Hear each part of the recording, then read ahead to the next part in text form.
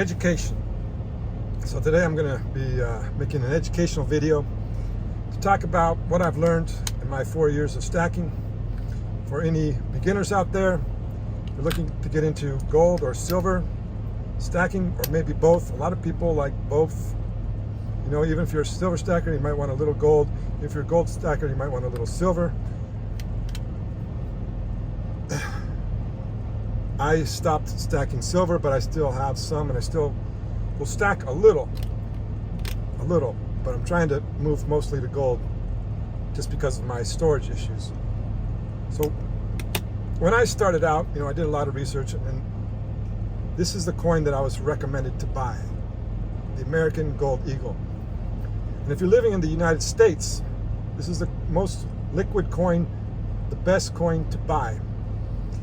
And when I say liquid, look, there was a time I didn't understand liquidity when it comes to stacking.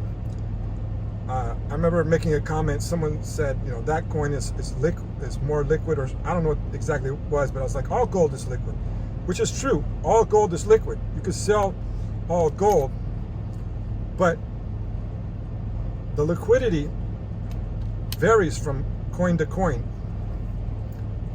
For example, if I were to have a coin store and I would put out, you know, a variety of different coins here, and see which one sold the quickest. You know, the quickest, the easiest to sell is the Eagle. It's the most sought after. And right now, I think we're headed into a buyer's market. So if you're selling, you definitely want a coin that's easy to sell. Also, when I sold my Gold Eagles, I got a premium. I got spot plus $50. I think I sold some, what I sell, some maples for spot plus 40. Krugerrand was spot plus 20, I believe. So you want something that's going to be easy to sell and going to give you the most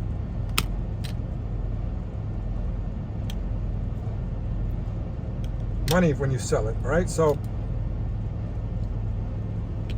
from there, my advice when it comes to stacking, although I do recommend buying government minted coins, I also have said, and I will continue to say, that you should look at stacking as a hobby. And why is that? Because it's fun. A hobby is fun. When you're having fun, you're going to stack more. And then all those other things that people talk about, you know, the hedge against inflation, the savings, prepper aspects, anything, any reason, it's going to come along with that because you're having fun. You're building your stack. You're enjoying yourself going into the coin store or waiting for that coin you bought online to come in the mail. You're excited for the next purchase. You're just going to build your stack faster, and you know, you're going to have fun. Having fun is always a good thing, right? So I say look at it as a hobby, but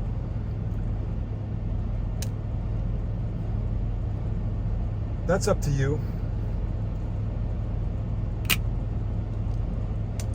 Now, what about storage? Now, I've had some problems with storage, being that I'm a transient when I'm here in the US, in that I don't have a place. I stay here in the truck or I get a hotel room. I do have a storage unit, but my storage unit got broken into. You know, I had to get a safe deposit box, or you may have a safe or something, but you need to think about where you're going to store your gold. How are you going to store it? Are you going to get a safe? And not only storage, but security. You might want to be your own security, you know, have something like that. But you should also think about shutting your mouth. You want to show off your stack? Get an Instagram page or a YouTube channel. Show it off to people through that. Don't tell your friends, your family. I made that mistake when I first started. I was excited. I bought my first 2 gold coins in the LA area. I went to this place called the Blue Vault in Orange County, somewhere around there.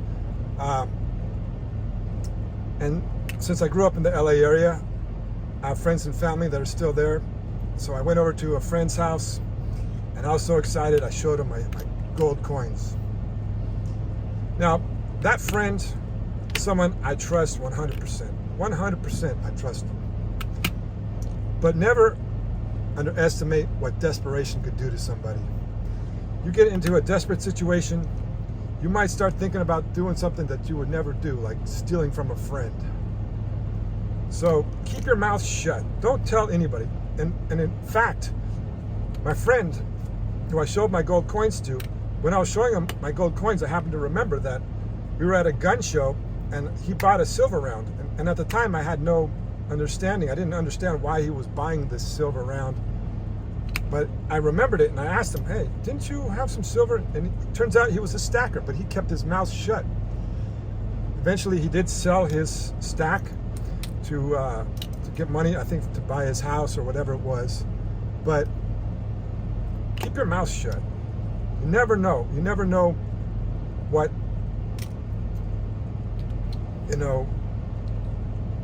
what could happen.